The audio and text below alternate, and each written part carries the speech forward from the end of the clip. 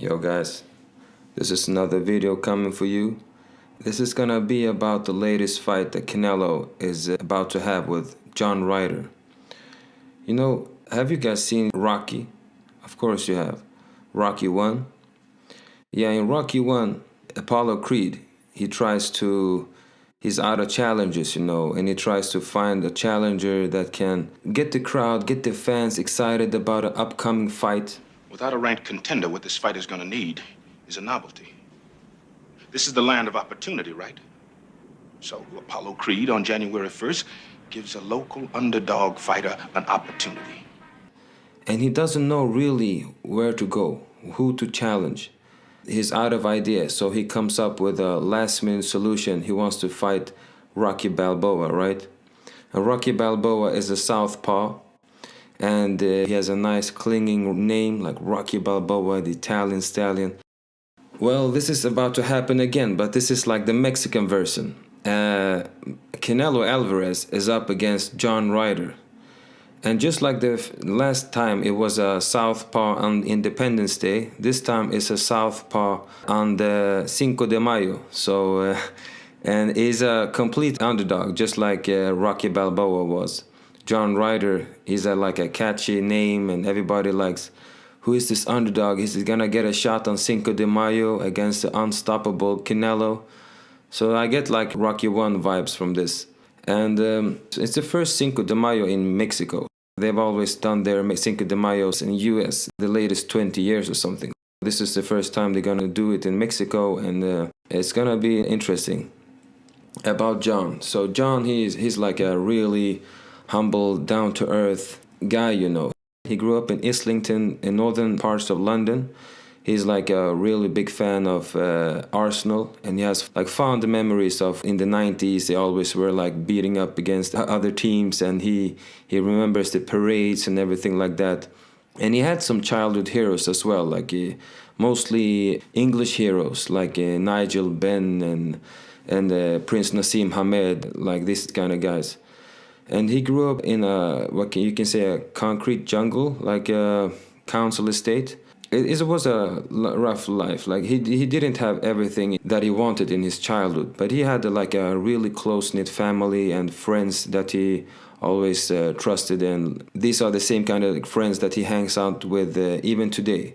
He's like sticking true to his roots, and he's like a real what can you say, a true guy, So when he was, I think 12 or 13, he started boxing. His dad had a bar in Barnet, and his dad knew Jimmy Oliver, who ran Finchley. So Jimmy Oliver's son was a boxer, and Jimmy Oliver, who ran Finchley's, introduced him through his dad to this boxing place. But it was like a long commute, and it was a little bit too much for him. So after 2-3 years in Finchley's, he started to train in another boxing gym called Angel's Boxing Gym.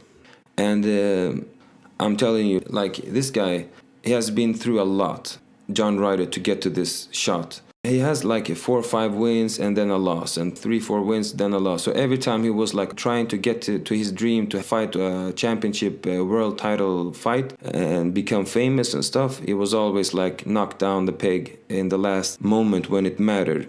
So he's had some losses. And when he was about 25 years old, he was about to give up. Like he even worked as a doorman, like a bouncer or whatever. He just tried to make ends meet, and almost gave up on boxing for a little bit there. Making the weight cut to 160 was tough for him. It was not like he didn't feel as strong that he wanted to be.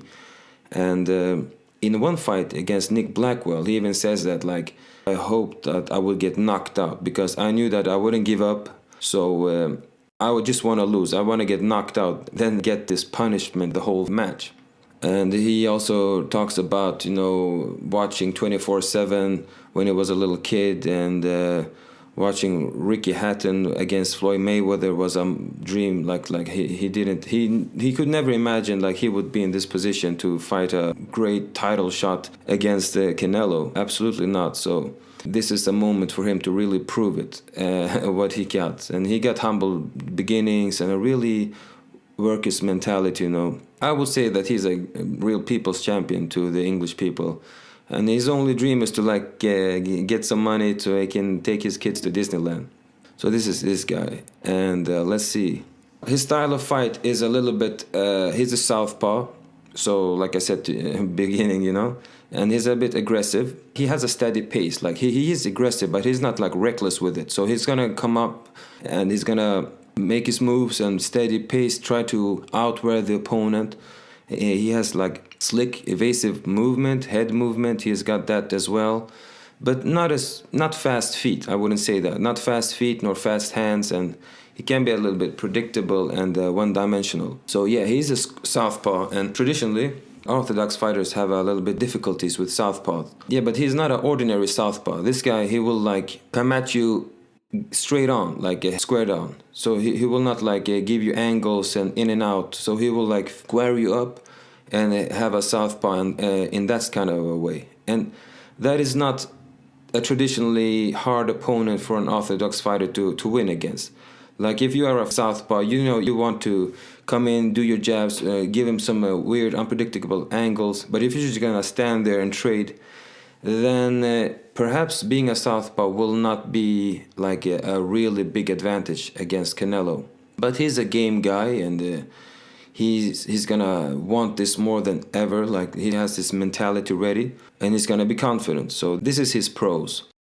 For Canelo, he grew up in the outskirts of Guadalajara, and he was raised up a little bit of a like farm boy, you know.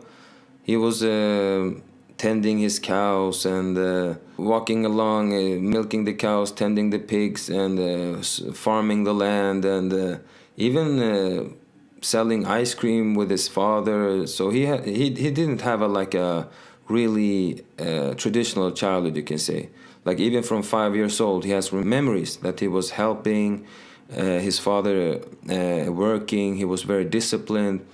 He worked on his godfather's land in his hometown outside of Guadalajara, and he tilled the land. So this is what he says, that he didn't have a really traditional upbringing, and he often promised his mother, like, "Mom, I'm gonna save us. I'm gonna give you a house. I'm gonna give you a car. I'm gonna do everything for you. I'm gonna like protect you." And he had this kind of a dream from an early stage. He hadn't always decided to be a boxer. Somehow or another, he always knew that he would be successful. He wanted to do something like to improve his life. Yeah, they were a poor family. They moved around a lot, where they lived from town to town, never like really settling down. And he has many siblings. One of his siblings told about a time where they used to like spar outside of their house and invite a lot of people and spar them outside of on the street, like street sparring, you know. So the neighbors and the friends would like cheer on and perhaps join. A lot of neighbors didn't like this shit, you know. They said that it was bothering people, but they didn't care. A lot more enjoyed the fact that they were sparring outside on the streets. So he had this kind of a life, you know. He was one of 8 siblings and 7 brothers, and one of the brothers, called Rigoberto, was also like an aspiring fighter. He became a pro boxer and successful, and it was him, Rigoberto, that you can say inspired Canelo to start boxing. He saw his brother once, and he wanted to be like him. And he started his amateur career when he was 13, and he had a very successful amateur career, like 44 wins and 2 defeats, just with 12 knockouts. And nobody wanted to fight him. Like this guy, nobody wanted to fight Canelo. And it was hard to try to find fights for him. So when he turned pro, like he just was an amateur for 2 years. And after that, he turned pro at 15. He was a quick learner, you can say that. So his brother, when he went away to Tijuana, he said to his brother, "Please, like, let me follow you. I want to be like you." And he said, no. I'm not going to take you with me to Tijuana. So his father also objected to this, and they took him instead to a boxing gym. So the name of the boxing gym was called Julian Magdaleno Gym in Guadalajara. So there he met Chepo Reynoso and also his son Eddie Reynoso. So these guys, they were like a duo, father-son duo trainer squad. And they really, when he started to train there, they noticed that he was really strong. Like Canelo was really strong, But also they started to notice that he was really a quick learner. Like this guy, after the training was done, he would walk from there to his home. He would just like rehearse in his mind all the thing that he had learned during the lessons. So he became like obsessed with boxing. So every time they taught him a new move or a new thing that to think about, immediately he started to use it in a sparring situation. So this is a sign of someone that's around, a really quick learner, but also, he was so dominant and he got a lot of fight bonuses. But in Mexico, when you're not that famous, the fight bonuses is not it. It's like $40. So $40 is not much. You cannot survive on that for too long. Yeah, so he almost gave up his boxing, and his brother Gonzalo told him that, don't give up, man. You're a Mexican warrior with red head and these skills. You're gonna be great, you're gonna be so famous. You're a unique fighter, so don't give up. So Gonzalo pushed him on. Yeah, the red head thing is what can you say? It's really funny. In Mexico, these guys that have red head, they are associated often with the Irish people. So the Irish, they had a squad and like a battalion in the Mexican-American War called St. Patrick's Battalion. And Irish guys, they have red head, many of them. So people in Mexico, they say that when you have red head, probably you are an Irish from the St. Patrick's Battalion that helped the Mexican against the American. So and he also says that in an interview that perhaps I have some Irish blood in me, For his boxing style, and Canelo, he's really an excellent counter puncher. He has a great jab, a steady pace with good body work. He has no real flaws. He has it all, you can say. The only thing that could be a factor is the father time, Experts have said that he has shown signs of decline. First against Bivol, and then the third trilogy fight against Golovkin. And I would say that perhaps Canelo is a little bit motivated to wrong those things. Like, is he really in a decline, or is it like just a slight hiccup and he will just continue on his path as a great boxer? We will see a lot from this fight. And it could be that style-up wise against John Ryder, he will perhaps match up well against him, because John Ryder will push the pace and come at him, and perhaps that is what Canelo needs right now to showcase his skills. As for the rivalry, I don't really think it is that much of a rivalry. Most people out there, they think that Canelo will absolutely annihilate John Ryder.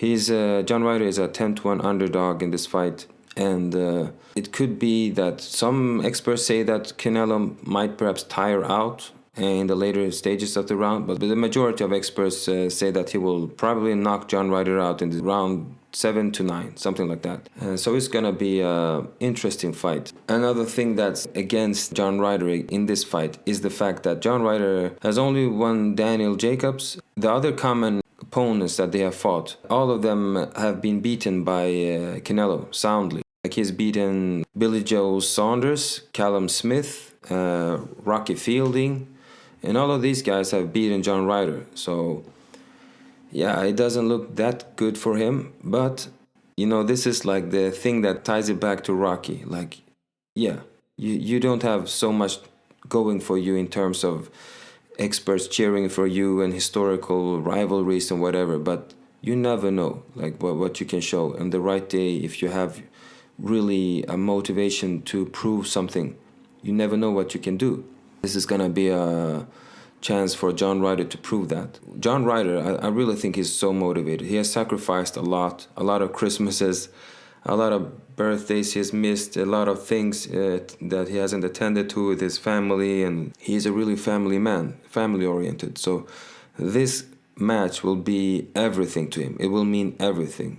I'm 100% sure that he will not fail mentally in this.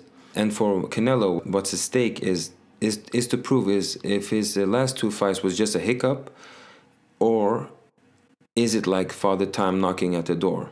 Because if he would to prove that he can reverse the trend and really become a great fighter from now on again, if he could reverse the trend, not again, he is a great fighter, don't get me wrong, But if he wants to cement his legacy like a historical great fighter, he has to start performing again in the same manner that he used to do before. You know, he really needs to display dominance, especially against the underdog like John Ryder.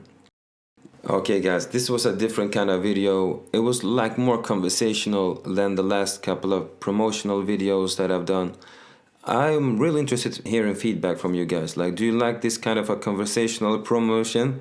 Or do you like a more like a dramatical perhaps promotion that is more like scripted? Yeah, you know, who am I to know what's right? You gotta ask the people.